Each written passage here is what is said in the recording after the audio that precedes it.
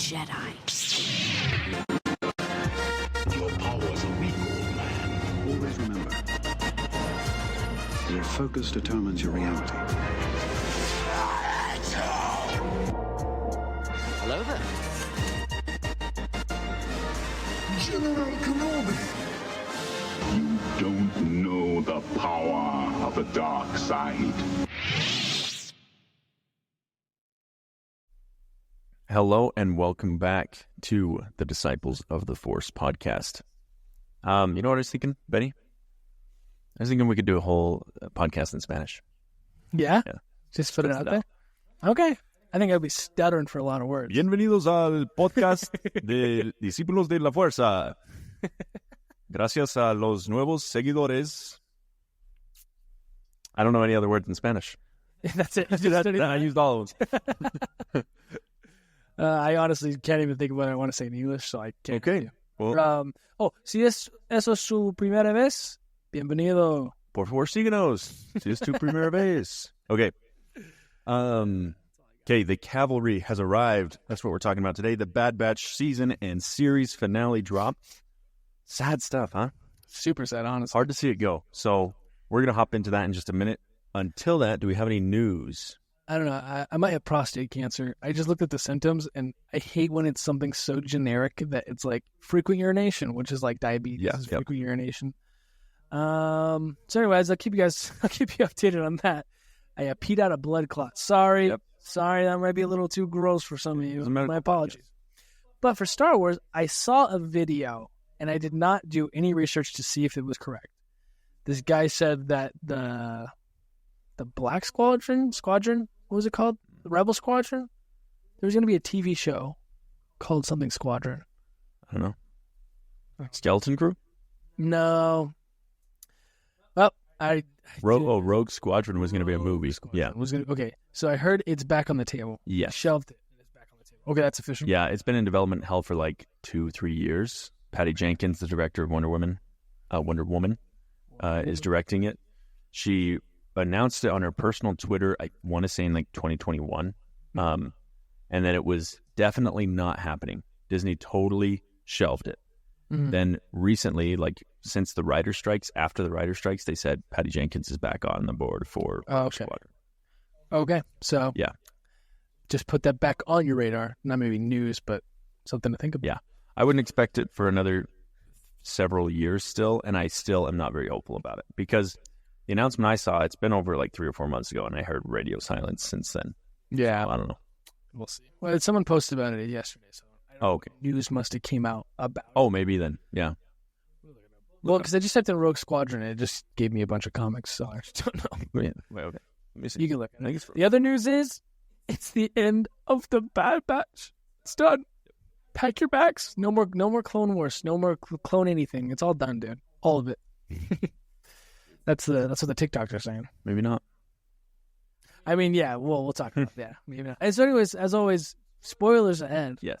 I just felt like saying that today. If you've never listened to this, we're gonna go into some deep dive in the episode. So we're gonna talk about everything. Sometimes we say the big stuff right in the beginning. But other than that, I don't think we have any news. So I think we can just hop in. Well, some news. Sorry. No. Of course, Spencer's prostate. That's how he uses our company time, if you can believe it. He's just looking up his freaking symptoms. Died. No, actual news, though. That is actual news. I'm sorry. I'm sorry I just said it like that. Dang. News that actually matters. That's better. That's way better. We're going to see Phantom Menace in theaters this weekend. As of recording, it is May 1st, 2024. So May 3rd, we are going to see the Phantom Menace 25th Anniversary Edition. There's going to be a sneak peek of The Acolyte. Maybe we do a special quick recording on what we see there. I'm not sure how long it'll be or what the contents will be, but... And then the next day, we're getting Tales of the Empire. So I think what Spenny and I have planned is to do those one by one. Yes, that is the plan. Which will be great. That'll be fun for the next 6 weeks or so. And that'll take us right to Acolyte. I believe so. Yeah. So don't binge it, okay? Pace yourself. I'm pacing myself. I don't know if I can pace myself. I'm going to binge it, bro. We're going to binge it, and then I'll probably have to rewatch. Yeah. So binge them. I might not binge it, though. I'm not really a binge guy anymore. Yeah. I'm still stuck on episode 7 of The Sopranos. Dang. I just started True Detective. Oh, yeah? Wow. Matthew McConaughey and Woody Harrelson. Yeah, I've heard it's amazing. That first season, those first 3 episodes. Dude, you'll have to let me know how it goes. So I finished the first season, loved it. Oh, yeah. So that was Are you 5 on the second season already? I'm on the second season, which if you don't know, it switches each season. Is it Mahershala Ali in the second one? I don't know. I haven't seen him. I've just seen one white guy. That's it. Oh, okay. I'm only like 10 minutes into it. Okay. I was going to look up something from Star Wars later. Oh, well, it doesn't matter. So, let's hop into it. Okay. So, the Calvary Has Arrived. If you don't know, that is the first thing they said when they showed up in the Clone Wars. Yep. Super sad. Yeah. Who said it? Wrecker? I think it's Wrecker, yeah. Yeah, great episode. 51 minutes. We said we didn't know if it was going to be longer or whatever. In 51 minutes, I was pleased with it. I was very pleased. Yeah. A couple things, we'll get into it, that were left like For example, I'll just say up front, the Zillow Beast. Yeah. Gets out, causes a little destruction, and then there's nothing. And then that's presumably the last time we'll ever see anything of it. Yeah. I guess it doesn't matter that much because I was pleased with the ending, so who cares? But they've done it to us twice now. This is a little bit. yeah, seriously. He's like, here, this thing is that's really lightsabers can't do anything. Yeah. Right? Bye. Yeah. So anyway, okay, let's get into our notes. I got a question for this. Do they usually have and this may be me just being dumb, the opening with all the droids and stuff? I know they do that all the time in The Mandalorian. Yeah. The Star Wars. I for some reason, I only paid attention this time. Is it always? They always do that. But just never the noticed. second intro, because that's like the Star Wars intro. Mm-hmm. And then there's usually like some upbeat music and some color on the next Star Wars logo. So it's the droid or the helmet heads and then Star Wars logo. But this time it was all black background, all white lettering, Star Wars, somber music, and then like another like black and white Bad Batch logo. So okay, so maybe that's what it was. Maybe Different. my brain's always seen it. Yeah, and I just only realized it because it was different. Yeah. Okay, that makes more sense. Yeah. Well, thank you for diagnosing. Nope, dissecting. Sure. I have really bad notes for the first like 5-10 notes. I was telling Spenny I haven't been sleeping the past couple nights very well. I get home today to watch the episode. Start watching it. 15 minutes in, I'm like, I'm falling asleep. I'm lying down, phone's in my hand to take notes, and my phone falls out of my hand. And I was like, I'm awake, but my phone fell out of my hand. I need to take a nap.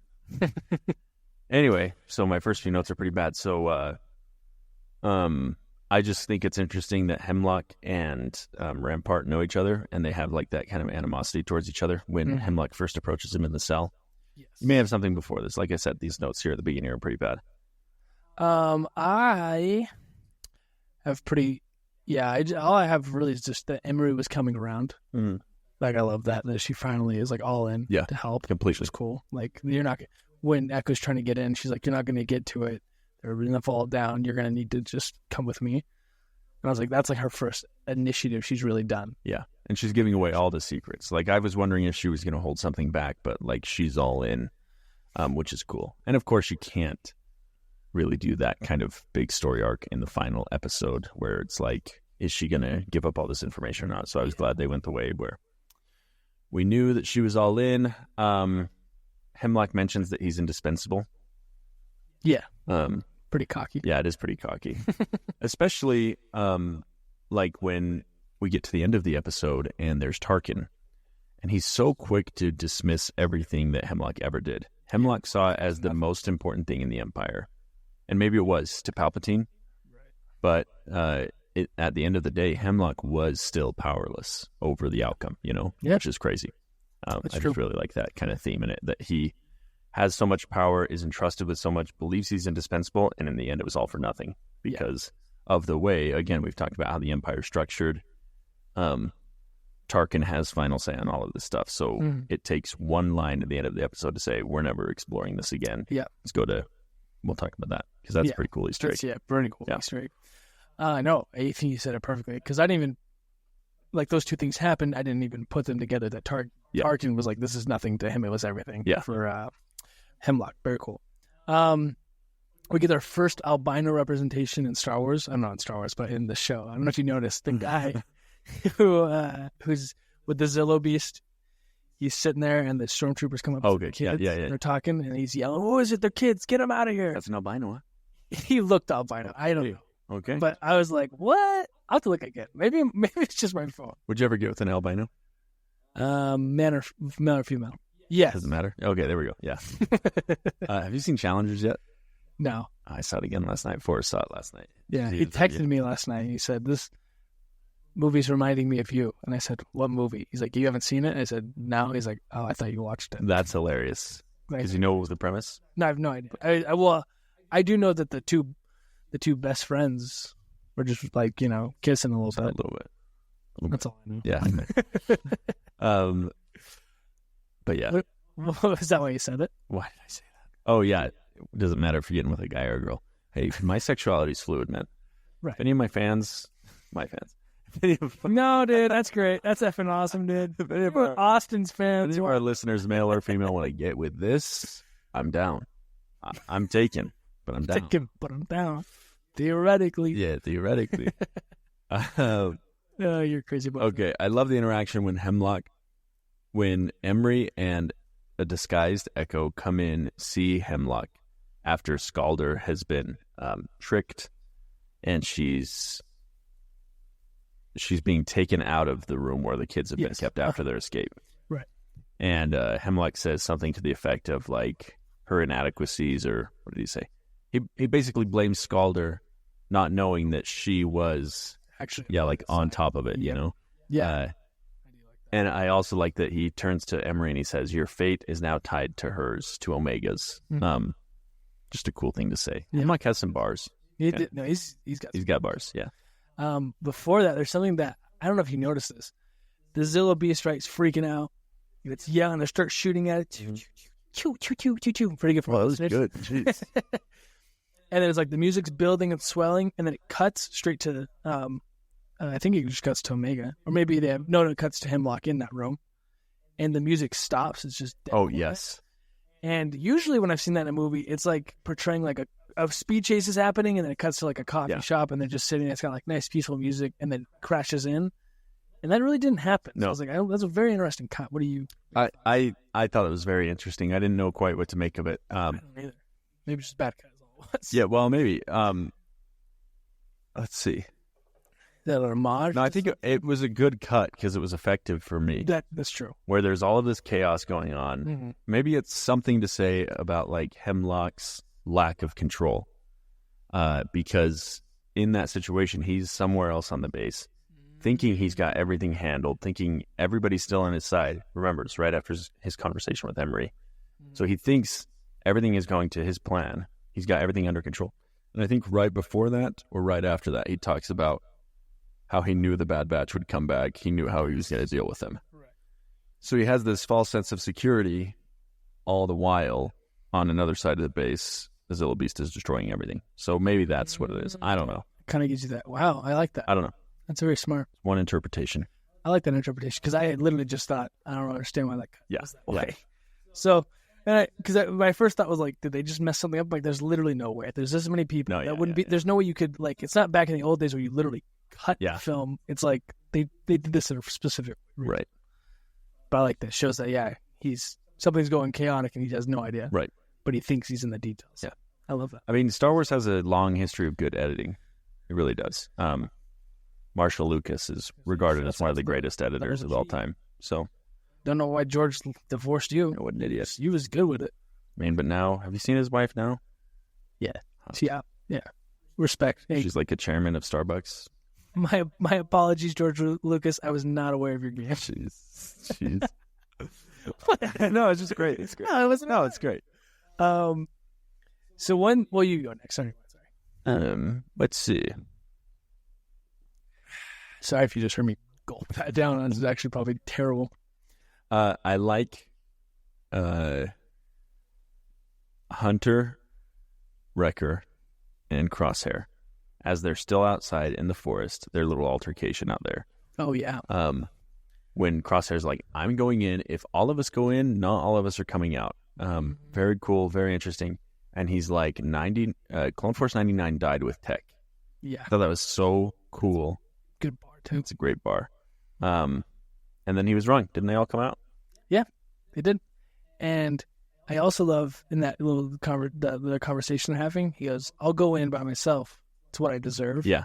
And then Hunter's like, no, we all knew the risk. Tech did too. And I said, dang. Yeah. That's a brotherhood right nuts. there. That was awesome. I'm so glad with what they did with Tech. Like, they honored him throughout the whole season. And we mistakenly, as Star Wars fans, were like, the fact that they're mentioning him so much means they're bringing him back. But it was just a careful homage to a character, and I loved it. So. Oh, yeah. Absolutely. Because along with that is like, they were respecting him. Like, Tech was like, but it's like, if this was someone you knew, if like one of our friends died tomorrow. Forrest, hopefully. We'd bring him up. Yeah. Like, I just feel like we'd not constant, but there'd be times we'd be together like, oh, Forrest would get up right now, and he'd say, dude, we do that with McKay, and he's alive. That's a good point. We do it with our live friends, like, too. I remember McKay would say this right now. He'd say McDougal or something funny. He's like 10 minutes down the road. We could call him. Okay. I think I said that last thing, so you go ahead. I find it interesting we still have no idea why Tech and Hemlock touched their hand. They both like hold their hand. Oh, yeah. We have no answer. I don't know if it's going to be answered in The Mandalorian maybe with the cloning, but I don't know. Because I paid attention today, and again, they showed Hemlock grabbing his little hand. Like, just like, did I say Tech? I'm at Crosshair. Yeah, I said Tech. Yeah. You said I Tech. did say? Shoot. I'm so sorry. Bogus move, dude. Anyway, find that very interesting. What are you searching for me? Just consulting Reddit. What do I do? Honestly, Reddit is the GOAT. Thank you to our Redditors out there. You answer every question I've ever had in my life. Even at my job, I'll be like, hey, how do I do this with Intune? And they'll go, oh, this is how you do it. I go, you guys all smoke cookies. Yeah. Except this one where it says, what's the deal with Hemlock's hand? Somebody says, obviously a defective clone of Michael Jackson. Somebody else says he plays golf. Another one, he stirs mashed potatoes with it. Effing stupid. I hate when it gets on a funny trend because then people keep going. I know. I hate you it. never get an answer. I'll have to find until someone says like, but like actually, and there's a reply. You go, oh, perfect. You click it. Same thing. Yeah. Doing a bit. One of them says Dr. Strangelove reference. Have you seen Dr. Strangelove or How I Learned to Stop? What's it called? Dr. Strangelove or How I Learned to Stop Worrying and Love the Bomb. I've never even heard of it. Great film, 1960. Well, it's the same film. Oh, that's just one title. That's one title? Well, I've never heard of that. 1964, Stanley Kubrick came out during the Cold War. It's about atomic war. And there's this character in it who is, I believe, a former Nazi who works for the Americans under Project Paperclip, if you've ever heard of that. It's like Necromancer? Well, Project Paperclip is where, I believe, and I may be misquoting, all of the Nazi scientists that were survived the Third Reich came and worked in the U.S. Obviously, some went to the USSR and other places, but yeah, they helped us develop a lot of stuff. Yeah. But anyway, there's a character in that where he's out of control of his hand and he has to like hold it. Like respectfully, like Parkinson's, or what do you mean? No, it's like, I haven't seen this in a couple of years, so I can't remember the reasoning behind it. I don't think that's the explanation, so I shouldn't have said that. Here's one that's actually good. Remember how he was immune to the sleep gas due to experiments? He probably experimented on his hand. Maybe. I don't know. That makes sense. Yeah. He's kind of a weird dude. Yeah, he's a weird scientist guy. Okay. Alrighty, well, go ahead, my brother. What else you got for me? I love when, I think it's the Zilla Beast, or maybe there's just an explosion, is visible to the three that are outside, and Crosshair goes, was that Omega or Echo? And both of them at the same time say Omega. It's just kind of cool that they know. They know she's a little mischievous one. Yeah. I did love that. Yeah. There was a part in this that the music sounded just like John Williams. Really? Like original Star Wars. And I knew I was going to forget it, so I'll have to go back and Okay. look at what I'm talking about. So I'll go to my next one. Okay. I can do that. Fine. I love that little interaction with the kids where the Green Goblin, I don't know his name, I'm sorry. He says, I guess Beast Boy is probably a better name for him. He says, I'm scared of heights. I'd be a bad soldier. Yeah, it's just cute for Omega. Like, my brother is terrified of heights, and he's the best guy we have. He's literally this strong. Yeah. And I think that's cool for a couple reasons. One, like for kids, like that's like if you were a kid watching this show, like, oh, that is true. Like I guess people who we think are perfect or have flaws, and maybe my flaws will make me strong one day. I don't know. I thought that is cute. was cute. That's good. Thanks. Thank you, Star Wars. I guess I Yeah. I guess if you were some dumb idiot kid that needed like life lessons, Yeah, I don't. I can't figure it out, dude. That character's name is Jax, by the way. Oh, Jax. And I remember, Sorry, Jax. I remember that because I used to live in Duval. For all my Duval people. Where you at? Where you at? Duval. Used to live in Jacksonville, so might name my kid Jax, maybe. JX. I love the name. Boy or girl? Boy. How about girl, huh? I mean, Jackson, our friend Jackson. Oh, yeah, we love Jackson. Yeah. I love her name. I think it's a very... She getting married?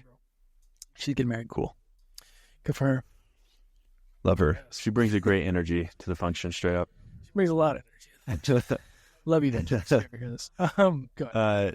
The little shadow army, the 4 shadows that they introduced, very cool. I'm glad they came in the last episode because, like, very formidable, very scary. I was like, they are... The Bad Batch has met their match. Yep. Well, and I also love it because it's like they each have their own ante. Yeah. Like their shadow is what I think. Yeah, exactly. That's awesome. Yeah.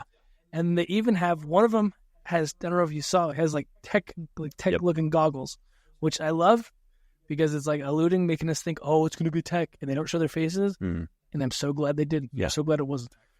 Interesting. I'm going to jump ahead here a little bit. Okay, go ahead. When Hunter throws that electro spear through one of them, the one that we have seen previously in this season, he goes to pick up his rifle after he kills him, and it lingers on the rifle.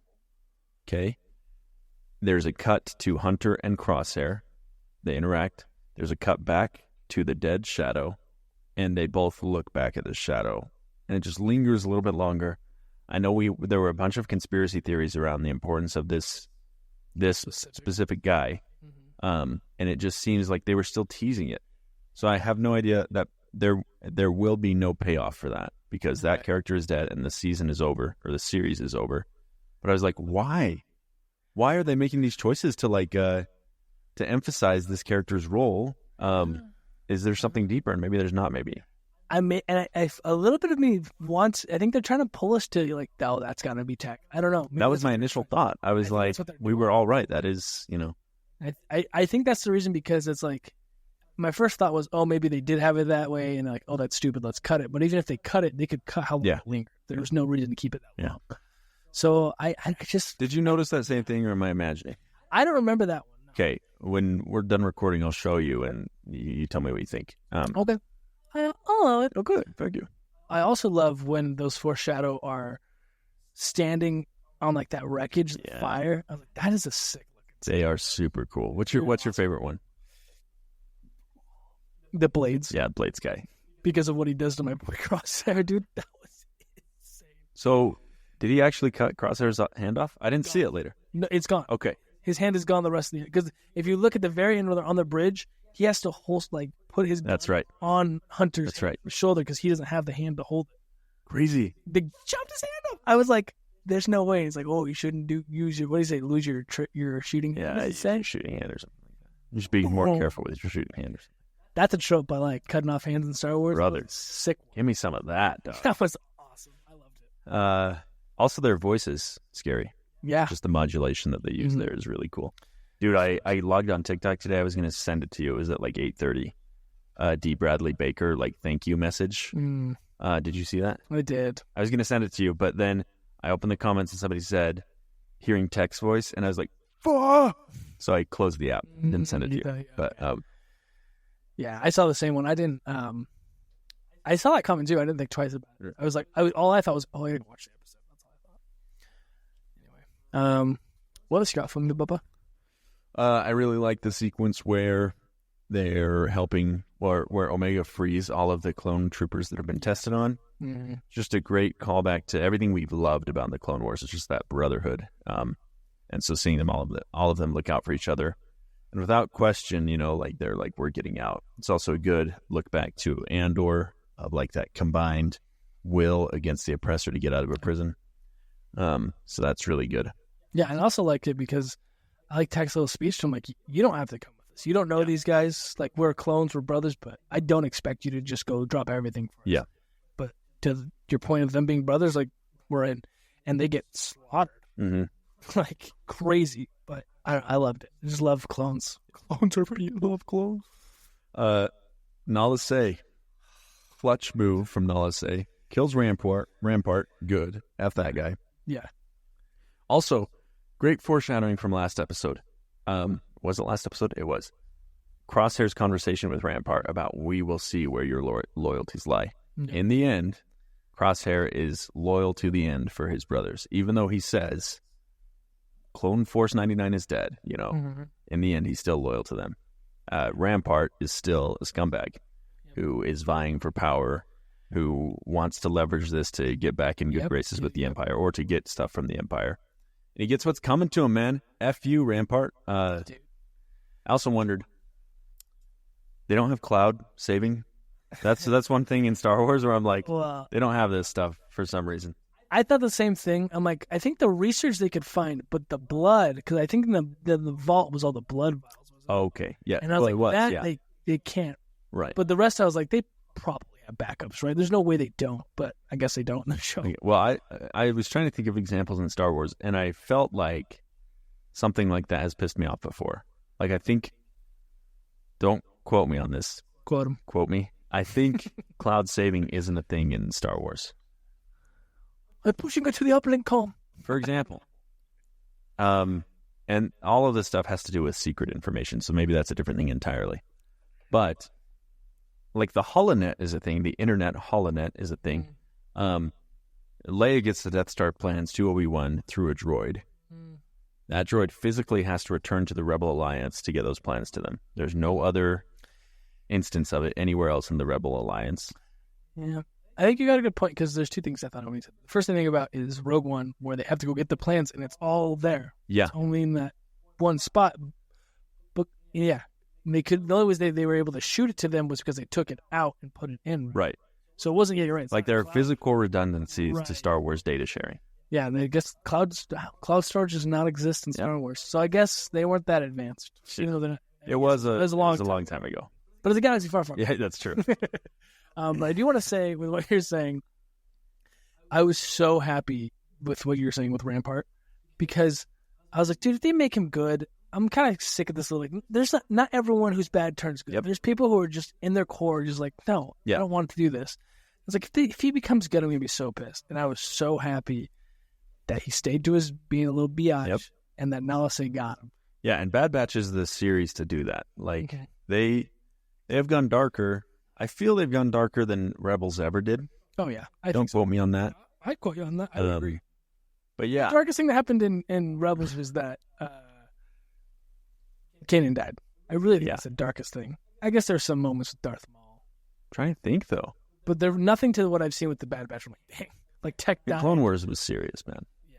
Like, the Umbara arc. Yep.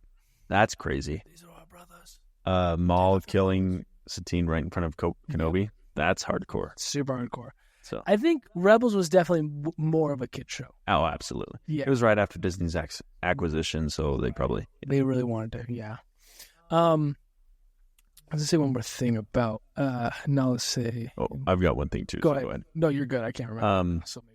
So she destroys that data. That makes me wonder, we've been talking about why are they having to start from scratch with Project Necromancer in The Mandalorian? Mm-hmm. Seems like when they abduct Grogu, they're starting from scratch. Because we were like, all of this show doesn't make sense in continuity with the Mandalorian. But now it does, because all of that work was destroyed. Right? Yeah. All of that cloning data and work was destroyed, and so that's why they have to start from scratch in The Mandalorian and start like a whole new program. So yeah, I like that.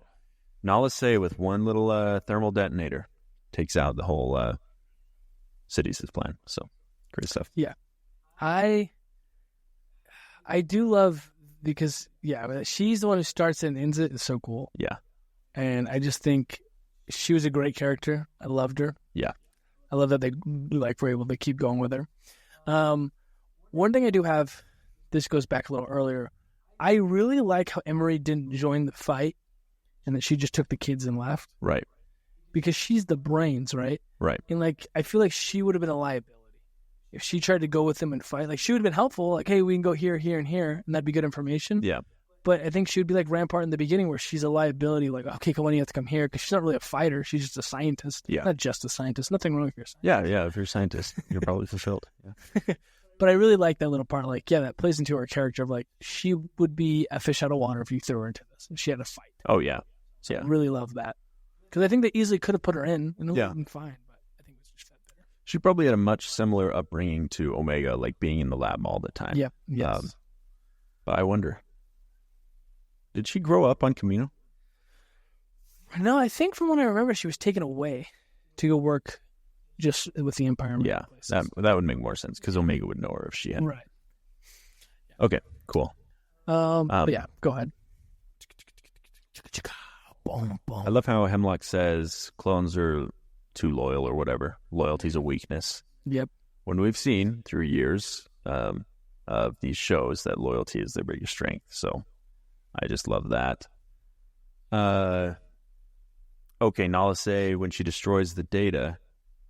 I'm not even gonna say that. It's stupid. This is gonna be a joke. No, it's not. Well, it's like I just love the idea of a dead hand. Okay. Okay.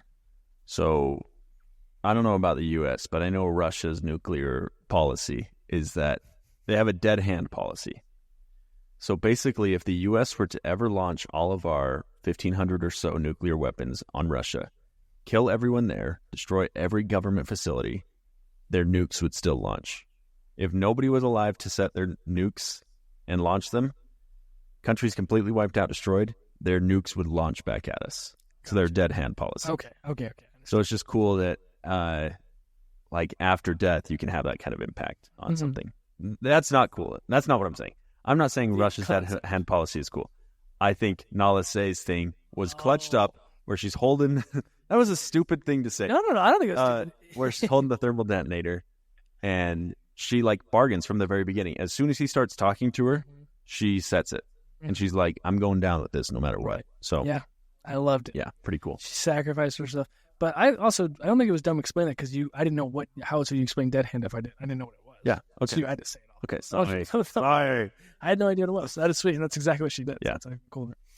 I gotta say though, you called this months back. I don't know if I'll be able to find it, but you talked about how his hand. We were talking about Crosshair's hand, and you're like, I wonder if there's going to be a point where he's going to have to shoot to save Omega. Yeah. I have no idea. If you're a diehard listener, tell me what episode it is. I'll go clip. Please go listen to it because I need the street cred seriously. But exactly what you said. Like, there's going to be a moment where he's going to have to, and it wasn't really the overpowering because he no longer had his hand, which I believe was the hand that was his shooting hand. Got cut off. Yeah. So it was even cooler that it was the other hand he had to do it with. Wow. Really rely on it. Yeah, that's really cool. I didn't notice that. That's way cooler because like this whole final part of this year or this whole season, we've been seeing that he's dealing with the lack of confidence because of that shooting hand. Right. When he never thought to just use his left hand, which is totally fine, obviously not trained or anything like that. Right. But in that moment, that's really cool. I like that a lot. Super cool. It was awesome. I love that detail. Yeah. Shouts out Dave Filoni. For real.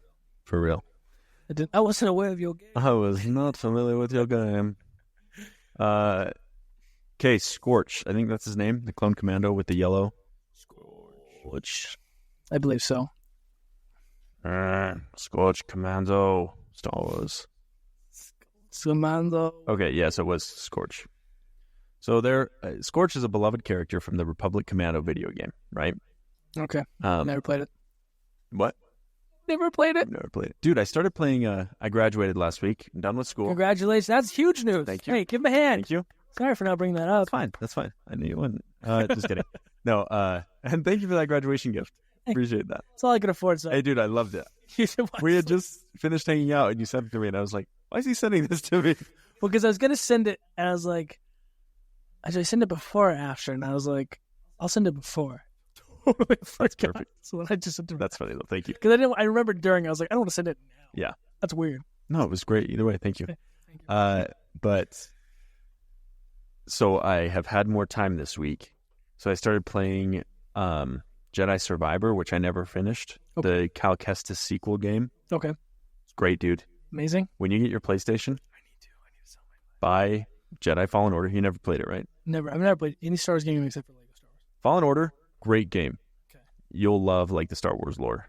And then what did I just say? Jedi Survivor. So far, it's good. I'm like probably 15 hours in now. Okay. It's great stuff. Anyway, play some Star Wars video games. What's a better one? Dude, you got to play Battlefront 2. I got to play Battlefront 2. It's got a great story. I have time now. I just need to budget my time better. Yeah. No, because I'm too busy trying to make moves, get rich. Well, yeah, I think playing video games is way more important than that. Yeah. Well, I thought about it. I was like, sure, it's streaming. Seriously, fans, what do you think if we start streaming? We play Warzone once a week, and this sounds so stupid to be like we're starting to stream. We're probably not. But we play Warzone once a week. Dude, I tried to send some of the clips from the other night. They wouldn't send for whatever reason, but I'll have to show you. They are so effing funny. I'm not singing along. Well, that's why I need to get the PlayStation, because the Xbox, you can't record like your party audio with PlayStation. You can, but sometimes you need, depending on randomly, you'll just need not a graphics card, some type of card to pull your audio. And I'm like, well, and then I looked but it's very easy if everyone's on the same console, because you can just do a party and then no issues. I'm like, okay, well then that's another reason to just do it. And that was like my final straw. I'm like, okay, $450, dude. It's nothing. I know. I'll do it. I just gotta take pictures of my Xbox. I'll sell it. I'll do the selling. Just send me the pictures. Okay. What was that? Okay. Oh, fitting in for Scorch. Okay. Scorch is a beloved character from Republic Commando, a game that I used to play when I was a kid. I don't remember him. I was so young, I don't remember the character at all, but people love him. So he's been, in this show, we've seen the Commandos be kind of like pawns for the Emperor, for the Empire. And it's kind of weird because they're also clones. So it's like, why are they just going along with all of this when all of the other clones seem to be kind of out of it? But anyway, Scorch has been seen. Some people are disappointed that Scorch is on the side of the Empire because they're like, he's better than that, he's smarter than that, whatever. That's not you. So this whole time he's become kind of a hated character because he's just following orders. He's a lapdog. Well, that's what good soldiers do. That's true. He's the best soldier. It could be a compliment. But yeah, he gets blicked up on the bridge, which is really cool because he's the last one there with Hemlock. Right. So he gets blicked up. So that's a fitting end for him because... That's where you follow the wrong people. Exactly. Yep. Get dead. And then also, I just love... I love Hemlock's death. I love Scorch's death. It's just so dramatic. Very good death. Aim for the binders. Yep. I can't. Well, that's not how Crosshair sounds. But I can't, my lord. But yeah, very cool. Kind of, they shot, I know you're into body cam footage of cops shooting people, but no, not me. They shot Hemlock a bunch, man. Yeah, I know. I was like, that's a little overkill. It was like, pretty cool though. Well, I loved the whole scene. I also loved, first off, Hemlock's not dead. Even though they said they confirmed it. He fell off a bridge. Maybe that's why they shot him 10 times. Yeah, that's a good point. So people were we're not going to show him falling, but he's dead, people. He's dead. I loved that scene. I loved Omega being ready to go, stabbing him in the leg. Yeah. And then, we already talked about it, Crosshair taking that shot with his bat on hand. Awesome. So sick. So fitting. But I'm not going to lie. I'm going to be real. I actually teared up a little bit when Omega hugged him because she went to Crosshair and then Hunter. Low-key teared up, and I was like, dude, the show got to me. Are you mad at me? Are you, what is this? Are you crying or are you making fun of me? Just hold up one or two, which one it is. Hold up a two, folks. You cried at the show? I did not cry. Whoa! I teared up. Totally different. My definition of crying is if the tear goes below the nose, held right here in the top of the eyelid. Oh, really? Okay. Didn't break. Okay, cool. But I was a little emotional. I was like, damn. No, yeah, that hit me too. I'm joking. Oh, dude. I tear up. I tear up for anything. They showed the Zilla Beast and I teared up. No, but really sweet. Really good stuff. Yeah. Next part. You go ahead. I already went. I'll die. So Tarkin shows up. Destroyed base. Dude, I love Tarkin. He's probably one of my favorite characters in Star Wars. He's growing on me. He's a little biatch, but he's growing on me. Yeah. You ever read his comics? Not his comics, no. With books that he's referencing. Okay. There's a comic of him. What is it? Talking After Dark. talking late hours. Shows a little bit of his personal life, and he's like a skilled hunter. It's kind of scary. He seems like someone who'd hunt people. Yeah, seriously. No, but such a great character and such a great casting originally in 1977 with Peter Cushing. I mean, that guy is genuinely a scary looking person. Yeah. And it just translates so well to every other medium. Like every style of animation that he's in, he looks terrifying all the time. Scary dude. But yeah, when he gets the kind of assessment back of there's no data, there's nothing that's salvageable out of this, and he's like, okay, move funding. I thought it was kind of weird that he tells this to like some aide or whatever, but he's like, move funding from this to Project Stardust, which we know for the keen viewer or listener is a reference to Rogue One and the Death Star project. So, dude, and here's the thing, Tarkin has had a, can I say hard on? Is that too hard on? Yeah, go ahead. It's for Stardust, dude. Yeah. Project Stardust, and anything I've read, he's just always like, no, this is it. Because if you know with the Thrawn books, if they would have gone with Thrawn's project for the TIE Defenders would have basically stopped everything. But no, he was like, no, I want this. And again, here he is. Oh, clones, I don't care. Like, think of how powerful it'd be if they could clone Jedi and make their own Sith. Yeah. Unstoppable. And he has no idea. He doesn't know what he's sitting on. He's like, no, it doesn't matter. Because he's not willing to learn because he's so hell-bent on getting Project Stardust. Yeah. And that's the flaw of the Empire. No, it's great. Oh, gosh, I love that. Yeah. I love that. I loved that line. That was cool. I know. I was like, oh, it's so good. Also, just a quick little back. I love the scene when the Bad Batch leaves and immediately after the Star Destroyers come in. We've seen that a couple times in Star Wars, and we've also seen it fail. What was the... Oh, it does fail. It fails in one of the sequel movies, I believe. They try to jump to hyperspace, and they run into them. But yeah, I love that imagery. So cool. So sweet. And I also love how in animation, they made it look like kind of like the models did in the original films. Look just like... Right at the... Yep. Oh. I wonder how many hours to spend, because you know that had to be like... we had to make this. Yeah. Something that Star Wars still gets right, even today in age, in their kind of like bad CGI rap stuff. Yeah. It's their ships, man. No matter what they're doing, ships in The Mandalorian look killer. The ships in this, awesome, obviously, but the whole animation and all of this is awesome. But they just do right still. Sequels are amazing ships. Yep. I'm trying to think if there's another one I was in my head, but anyway, they kill it. Phantom Menace, dude, freaking, it's crazy. Yeah. Oh, anyway. That's enough of that. I do have one gripe, one beef. Oh, what is your beef, Bubba? Pabu. They went back. They went back to Pabu. We literally talked about this last episode. We were like, if they go back to Pabu, they're dead. The Empire knows where they are. But here's the thing. Maybe Tarkin is so like, this just isn't worth our time anymore. And he says as much when he's in that conversation. That's true. So he's like, Hemlock literally devoted a Star Destroyer to chase down these 5 people and terrorize this planet. That's not on my radar. I'm not doing that anymore, which I buy that. Still, though, but thinking clearly, if you're a clone, if you're the mayor of that city on Pabu, get them out of here. You're not coming back here. Exactly. Well, so a couple thoughts I had with it was, one, maybe they're thinking to go there because that's the last place the Empire would think. I hate that.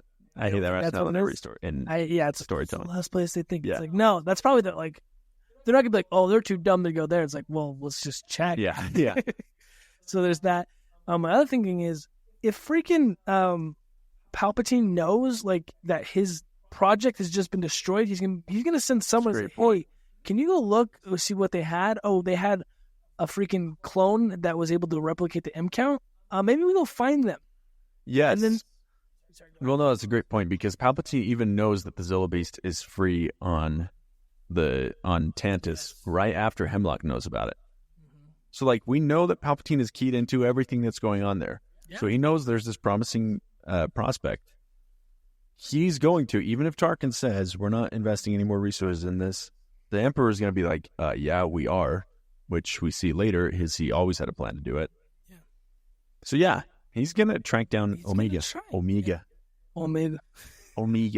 The second thing, the third, I guess, what I was going to say about it was that maybe I was like, oh, well, maybe everything was destroyed when everything blew up of like all where they were. But then I said, wait a minute, they document everything. And the book, when I read it from a certain point of view, they literally have like 3 stories dedicated to the filing of everything. Like, for example, when they didn't shoot down the transport or the escape pod, that C-3PO and R2-D2 on, they had a little story about it, like, oh, I didn't do it because of this, and she gave them all these things to fill out of how to say why you didn't do it. That's crazy. And there's all these forms, so it's like, okay, if they went and attacked a whole planet, they had to have a procedure of everything had to be documented. There's no way they didn't, knowing just how the Empire is. Yeah. Now, the only thing that you could say, well, that happened after, so maybe they learned from this mistake, and maybe I'll give you that. That's true. But they know they're there. There's no way they don't. They don't. And I mean, at least they're hiding in like a cave under the island, I guess, because that's where we find Hunter and old Omega. By the way, hot. Now I can say it. Omega's of age, and she's hot. Now, when you say now I can say it, that still implies you think she's hot, young. Let's cut that. I didn't. She's an animated character. I don't care. You know that Family Guy episode where Connie D'Amico passes out at Chris's party, and Peter crawls on top of her, and he's like, "What are you looking at? It's a cartoon." It's a cartoon.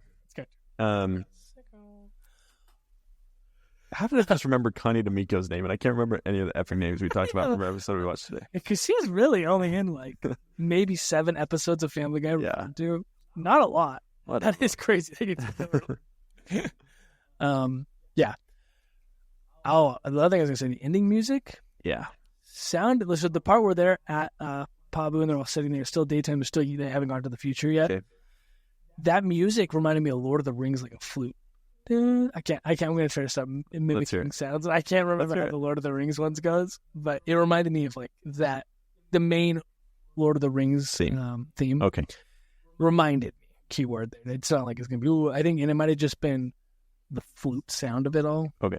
I can do the sound if you want. Yeah, let's hear it.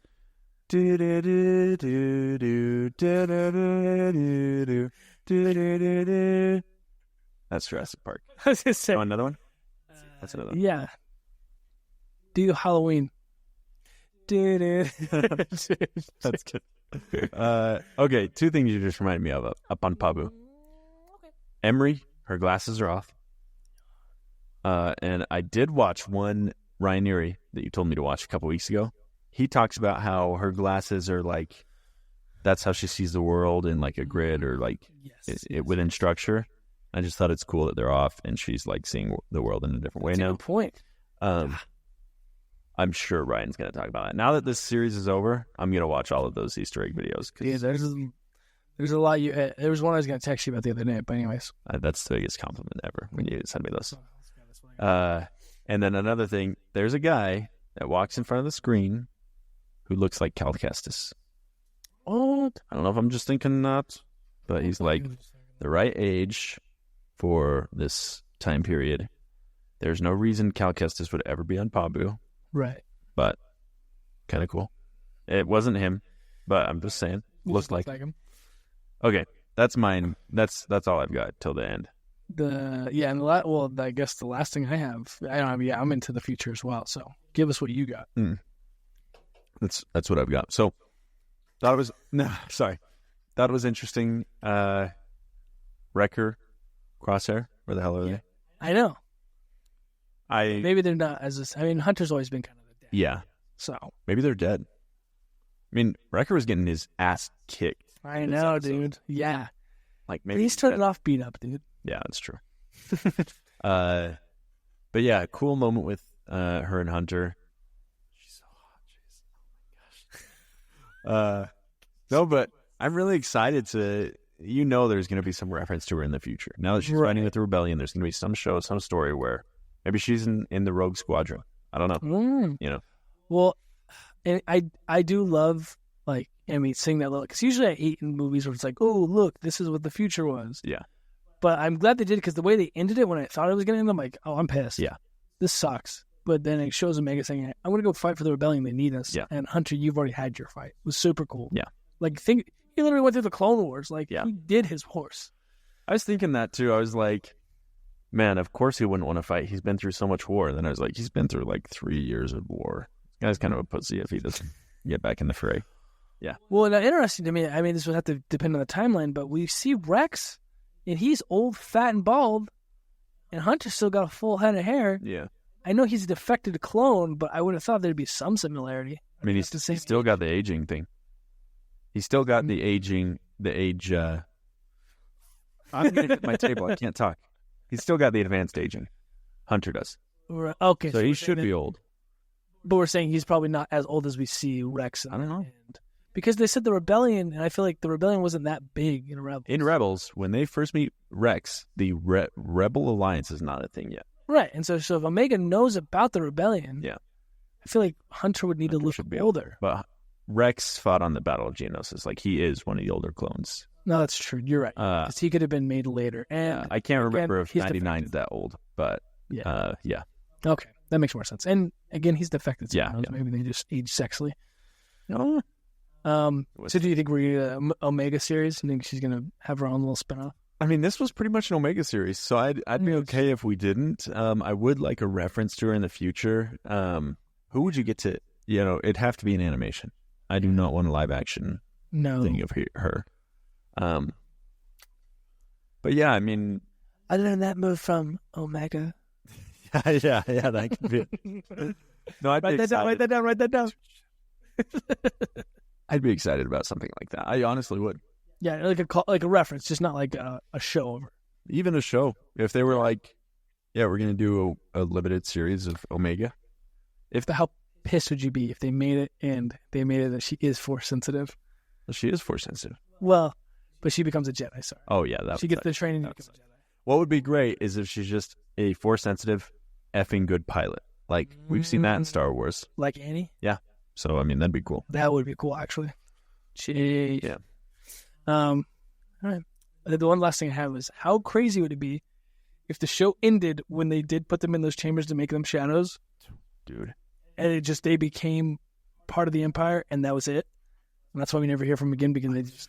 I would be totally fine with an ending. I was like, honestly, wouldn't have hated the ending. I'm like, I know that's not... When I saw it, I was like, that's not going to be it, because there's still a lot of time, but that would be a sick... Just like, it's just so dark. It's a really hard place to be in as a writer or whatever, because we're sitting here poking holes in, like, what are they going to do after they escape from the Empire? Like, there is no escape.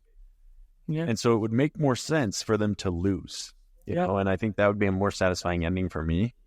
But I think it ended very well, regardless. You know. And I mean, I just like you're saying, I don't think the writers. I think it probably was talked about. I was like, we can't. Yeah, we can't make the ending this way. But it's like, it would fit perfectly to building how evil the Empire is going into the rebellion. It's just like they just took clones and Star Wars has got to do something like that one of these times, because I might need to mute my mic real quick because I need to follow up. For 4 minutes. I haven't seen my green light in a second. I was like, am I recording? Boo! Okay, yeah, we're good. Sorry, listeners. Jeez, that was probably brutal. So one of George's original plans to end Return of the Jedi was that Luke dons Vader's helmet and says, "I'm Darth Vader now," yada yada. I'm Darth Vader now. Yeah. Evil ending. And I'm like, dude, do that with like a lower stakes story, like a TV show or something like that, where it just ends badly. They're evil now. I'm down with that. And of course, we've seen that in Revenge of the Sith. I don't want to say like we've never seen that in Star Wars. But yeah. I just thought of it. What if we do the slideshow? What if we did George's original Return of the Jedi? Yeah, Revenge of the Jedi. Yeah, Revenge of the Jedi. Yeah, shit. And then we could put it could be a small slideshow. Anyway, I just thought of that. But no, I agree. I just love dark stories where you're just like, wow, nothing was, and everything still sucks. Yeah. And I feel like the Bad Batch could have done it here with going into the Empire and strength, right? Like being at its all-time high. Yeah, that's why people love Empire Strikes Back. Is like we lose at the end, and it's bad. But in its life, you lose. Yep. Ugh. Yes. Yeah. Well, last question I have for you is just, what would you rate this on a scale of 1 to 5? The episode or the series? Series. Series 5 for me. Yeah. This has been such a fun thing to cover, and we first started covering it season 2, right? Yep. That's what maybe we should go back and just binge all the series and then do like an episode on the series or on the season. On the season, Yeah. Like each season has its own episode. Yeah. 3 episodes. Yeah. It's a good idea. Let's do that. Because I mean, this we've talked about it kind of ad nauseum. Is this has been one of my favorite TV shows from Star Wars. Animation, story. Animation's been amazing. The voice acting, D. Bradley Baker just carrying. It's been great. I remember when they announced this show, I was sitting, I was talking with my friend, Ian Nemelka. You know Ian. I've heard of them. And he's a big Clone Wars fan. Okay. Rebels, all that stuff. And I was like, dude, I'm so pumped for the Bad Batch. And he's like, I'm not. That's going to be so tropey. Like, they've got a sharpshooter. They've got a strong guy. They've got a tech guy. They've got, like, a moody leader. It's going to be tropey and stupid. And I was like, oh, yeah, it will be. It's going to be. It wasn't. It hasn't been. In fact, we've even complained that their tropes weren't followed as promised, by the end. And they nerfed a lot of it, which made it so fun. Yeah. You lost some marksman. This strong guy was no longer strong in the end because he was weak because he got beat up. Exactly. Oh, golly. Like you lost the tech guy. It ended up being character-based instead of, following those tropes. So I've really enjoyed it. It's been a great series. How about you? It's a 5. Okay. I have so much fun. This is the first, I'll say Clone Wars project because I didn't watch the Clone Wars as they came out. I was able to binge through them, which was so fun. So it was fun for me to have to go episode by episode. It was really fun. Yeah. Animation was amazing, especially this last season, dude. Just the shots. It was so good. Yeah. I'm excited for Tales of the Empire. Dude, I'm pumped. That's going to be great. We're getting that same level. Yeah. It's going to be good. Yeah. Okay. Well, that's everything I've got, man. That's all I got. Hey, thank you for listening, everybody. We're gonna re-record this podcast in Spanish as promised. Actually, there's a tool you can do on auto CapCut. That auto translates? There was one for the translating, like the words will automatically do it for you. Cool. That's cool. I have to see if they do the audio. Dude, that's one thing Mr. Beast does, I think. Yeah. He's talked about it, where he has his English channel. And he's like, I can tap into anywhere else in the world. This content can be relatable to anybody else in the world. I just need to change the languages. So he has like a Spanish channel and like a Portuguese channel. Smart. And like he earns money from all of those. So it's... Maybe I should. I'll see if I can AI this too. It'd be a lot more work for us. I mean, like he hires us out, but like we could do it potentially. All righty. Okay. Well, thank you for being a disciple of the Force.